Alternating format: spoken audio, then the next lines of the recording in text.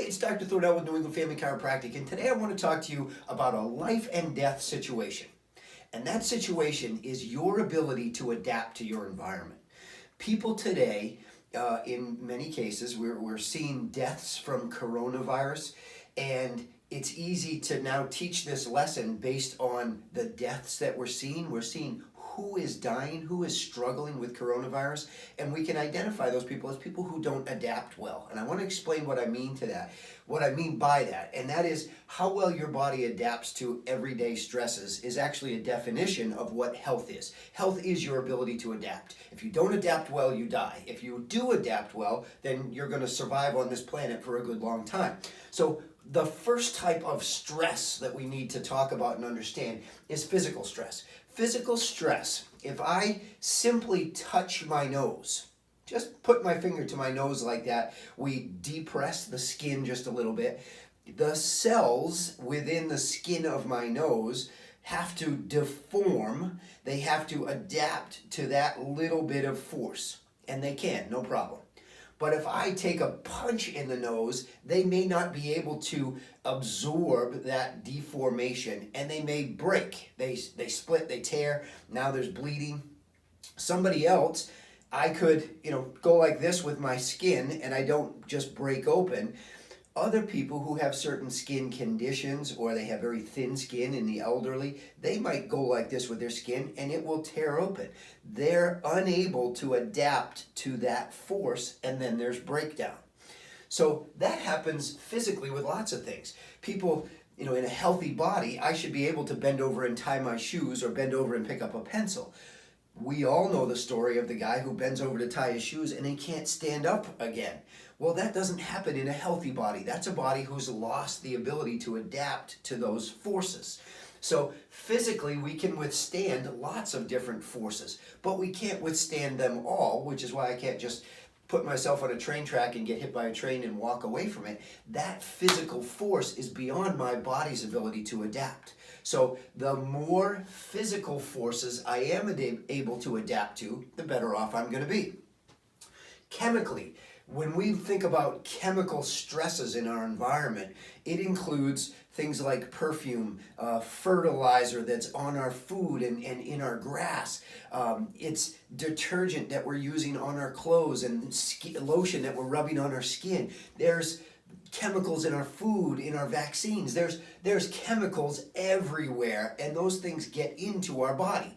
And we need to adapt to those chemicals. We need to be able to find ways for the body to take those chemicals and store them away, to repel them, or those chemical stresses overwhelm us and we have problems. We all know people who can be in a room full of other people and somebody sprays perfume and half of the room might get a headache from it and the other half is fine. One of those groups is adapting to that just fine, the other is not. You could be in a room and you're painting and we don't open the windows and all of a sudden we've got a migraine headache from the fumes that are in that paint. And we weren't able to adapt to that paint. So what do? We open the window, it eliminates some of those toxins, and now we've reached a level where our body can adapt to that, and we don't get a headache from it. So there's all sorts of different examples of chemical stresses in our environment. And again, the hardier our response, the more able we are to adapt to those things, the better off we're going to be. If we're unable to adapt to those chemical stresses, then they're going to break us down and cause us all sorts of things from headaches to cancers. Environmentally, we know pollen, it's allergy season. There's all sorts of different pollens out there right now. And for some of those people, it causes them a runny nose and the itchy eyes and all that sort of thing. Other people, it doesn't. Well, the people who pollen bothers are poor adapters.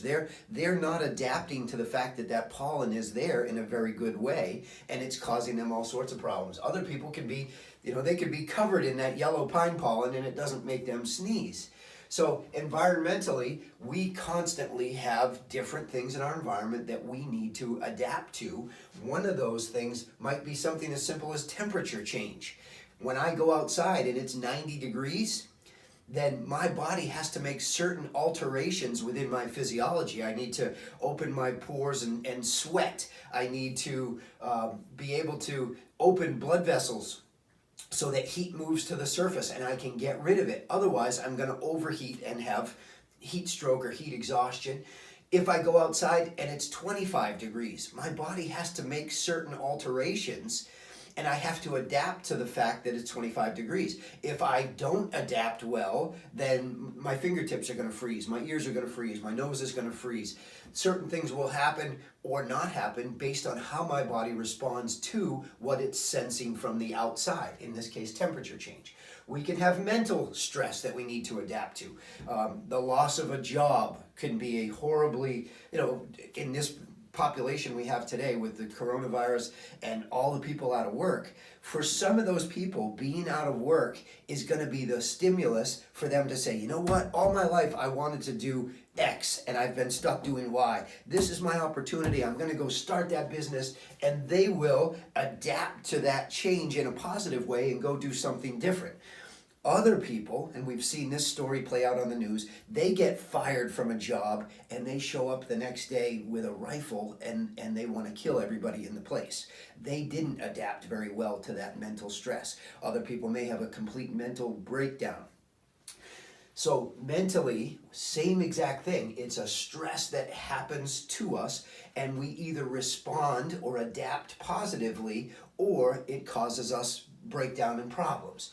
The same exact thing happens with bacteria and viruses in our environment. When we experience bacteria and viruses and other germs, fungus and everything else in our environment, we either respond to it and adapt to that stimulus in a positive way, or it causes us breakdown. And the people who adapt well are people who are going to have, like 98% of people, zero problems with the coronavirus. Who are the people who the coronavirus is harming? It's people who are not able to adapt. They're already broken down with some other disease. They're elderly, and their system over time has become less able to adapt. And we know that we either adapt or die, and that's true of all of these things. Obviously today, the main one on all of our minds is this coronavirus and being able to adapt to the coronavirus or not. So our goal is to become a great adapter. We don't want to be a poor adapter ever. We certainly don't want to be a poor adapter when we come into contact with the coronavirus at this point. So how do we become a super adapter? What makes us, what separates us from being a poor adapter to a super adapter? First thing we have to understand is how the body adapts to anything. So what has to happen is, we'll use cold as an example.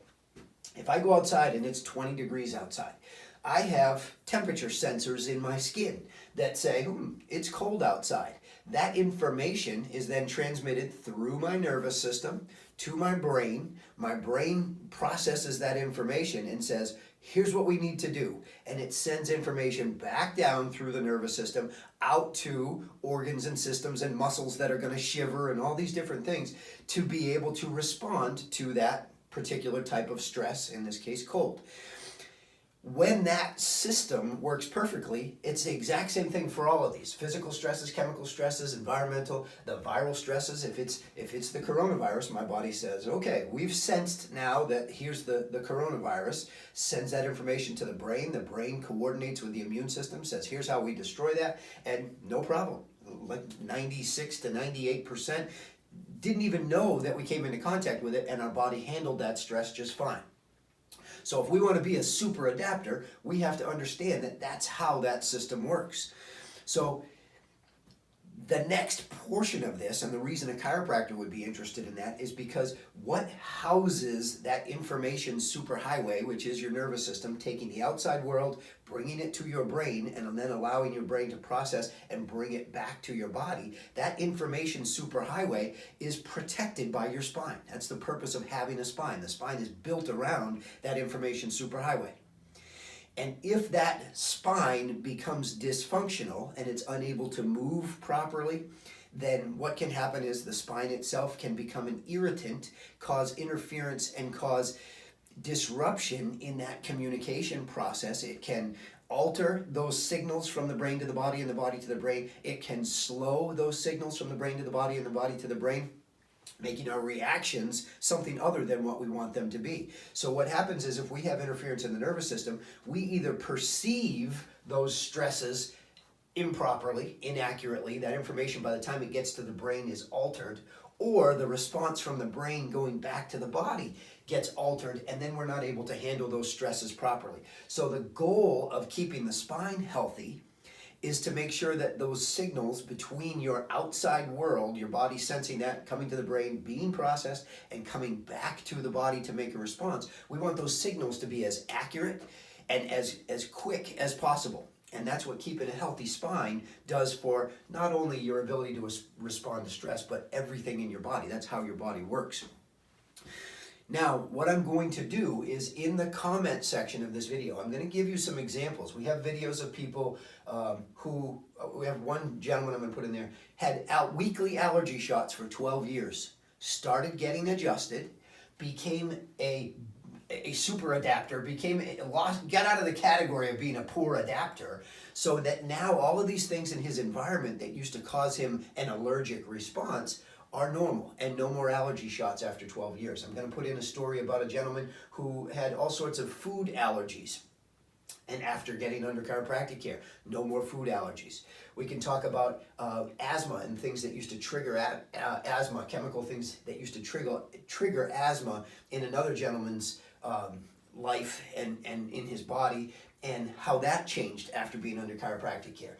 Many people, it's one of the more common things, and I don't have a specific example I'm going to put in there, but I can tell you that there are study after study about how chiropractic improves the immune system. And most people, when we ask them, hey, how has chiropractic helped you? They'll talk about the things that brought them into the office initially, that my back pain feels better, my headaches are less, but I just seem to never get sick anymore. And it's not that chiropractic is focused on not getting sick. Chiropractic is focused on making you a better adapter. We're going to take people who are poor adapters because their spine is interfering with their nervous system and bring them into the category of being a super adapter. And that's the most important thing that you can get out of this message is chiropractic doesn't help anything specifically. It helps the person to become a better adapter. So those specific things aren't nearly as important as the fact that your body adapts better to everything. And if you don't believe how important it is to be a good adapter, to be a super adapter in your environment, just ask the next dinosaur you see that you come across, hey, is it important to adapt? Obviously, there's no more dinosaurs around because it's important to adapt. Just like this coronavirus, if you're not a good adapter, then it's pretty harmful. It's a scary time to be out there. But if you're a good adapter, if you're a super adapter, 96 to 98+%, those people never even knew that they came in contact with the coronavirus. They handle it just fine, their body moves on, and it's going to be even easier the next time they come across it, which is how the immune system has worked from the beginning of time and will continue to work, whether long before there was a Anthony Fauci or a Bill Gates or hydrochloroquine or whatever, all these things that people are talking about with the coronavirus. This system, this understanding, this physiology is what's kept man alive on this planet for 200,000 years without the need for any of those things. It's the ability to adapt that really decides whether you handle this well or not. So hopefully that's a little different way of explaining how and why the chiropractic works and how and why chiropractic helps you respond and be healthier to everything in your environment. Hopefully that's a way that maybe gets in a little bit differently today for you.